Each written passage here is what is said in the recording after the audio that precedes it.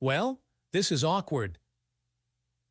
Welcome to another episode of Dr. Brock Says, where we discuss all things weed pot and try to convince you to join our cult. Just kidding. Or am I?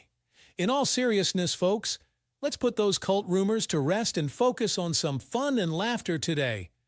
I promise, no brainwashing involved. In fact, today's episode is all about embracing our imperfections and finding the humor in life's mishaps. Because let's face it, life is like a roller coaster, full of ups and downs, twists and turns, and the occasional moment of projectile vomiting. Former porn star and presidential candidate Dr. Brock Landers has announced his plans to start his own political party. The Brock Star Party will focus on promoting Landers' unique blend of conservative values and unconventional methods. "I'm tired of the two-party system and their corrupt ways," Landers stated in a press conference. "It's time for a change, and the Brock Star Party is the answer." The party's platform includes controversial policies such as legalizing prostitution and mandatory zombie training for all citizens. Landers' supporters are already rallying behind his new party, with many calling for him to lead a revolution against the current political establishment. "Brock is our savior, and the Brock Star Party is our best chance at true change," said one fan wearing a Brock Star Revolution hoodie. However, not everyone is enthusiastic about Landers' new venture. Critics are concerned about the potential harm his policies could cause and question his qualifications to lead a political party. "This is just another publicity stunt for attention," said one political analyst. "Landers has no experience in politics and is only seeking to further his own agenda."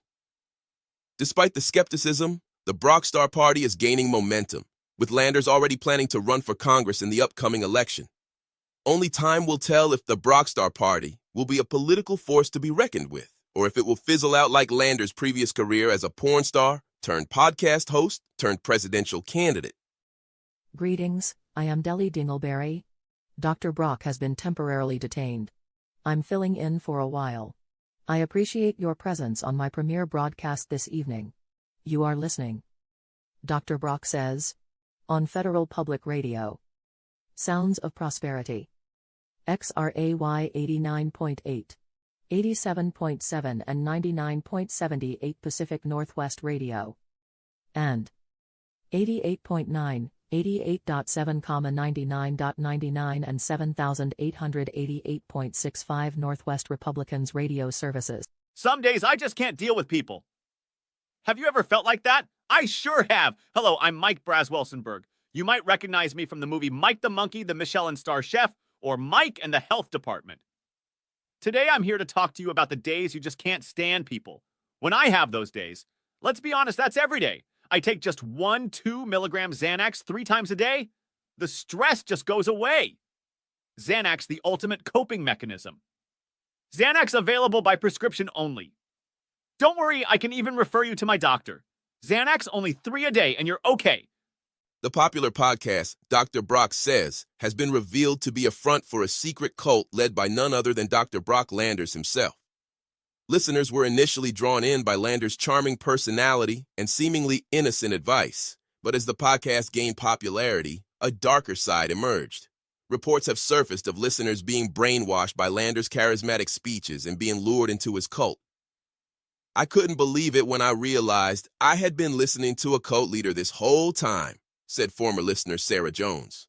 "I thought I was just getting helpful tips on life, but it turns out I was being manipulated." Landers' cult, known as the Brocksters, have been spotted wearing Dr. Brock Says t-shirts and gathering in secret locations to perform rituals led by their leader. In response to the backlash, Landers released a statement saying, "My podcast is simply a platform for me to share my knowledge and expertise. If people choose to follow me and my teachings, that is their decision." However, critics are not convinced and are calling for an investigation into the true intentions of the Dr. Brock Says podcast. In the meantime, listeners are urged to use caution when tuning in to any of Landers' future episodes. Attention aspiring pimps. A groundbreaking announcement has been made by the Trump campaign, presenting Trump University Pimp School. Enroll in this exceptional institution and receive invaluable guidance from none other than the illustrious pimp sovereign, President Trump himself, enabling you to ascend to the pinnacle of the pimping profession. Our comprehensive curriculum will equip you with essential competencies, such as proficient utilization of force on a disrespectful individual, sashaying with a captivating pimp gait, and selecting the most desirable mode of transportation.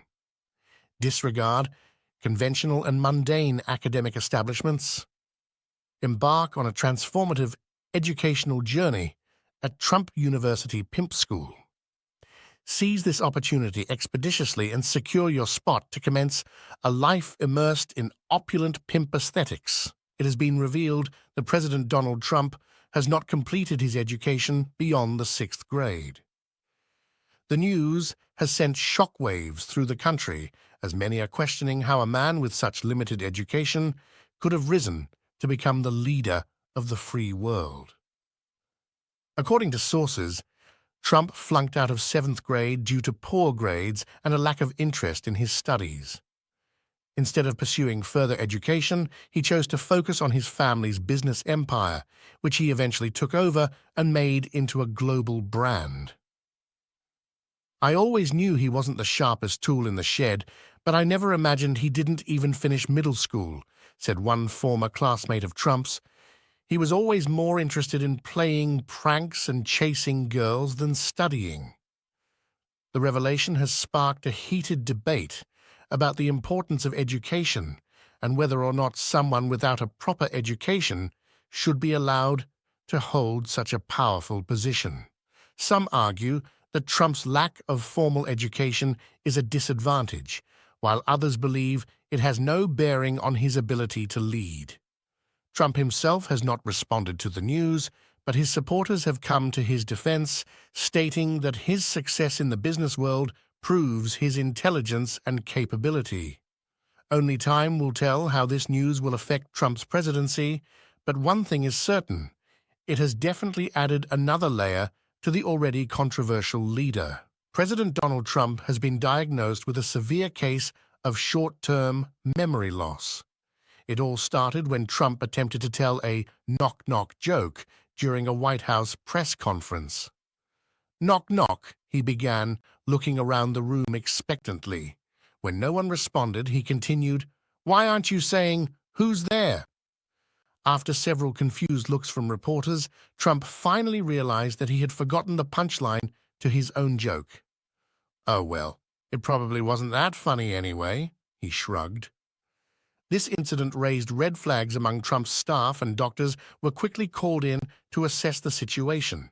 After numerous tests and evaluations, it was confirmed that Trump is suffering from short-term memory loss due to a combination of factors such as stress, lack of sleep, and huffing too much hairspray, according to one doctor.